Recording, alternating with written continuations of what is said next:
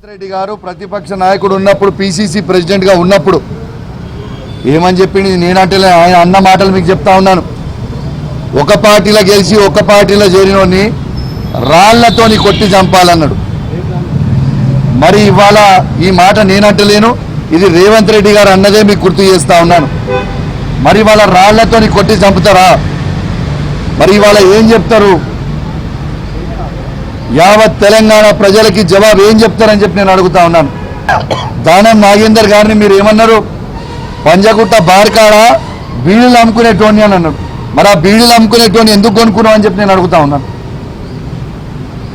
మేము ఖచ్చితంగా చెప్తా ఉన్నాం, బీఆర్ఎస్ పార్టీ బీఫామ్ మీద గెలిచి వదిలిపెట్టి పోయిన నాగేందర్ గారిని 101% ఇలా ఎమ్మెల్యేగా డిస్క్వాలిఫై కాబోతా ఉన్నారు.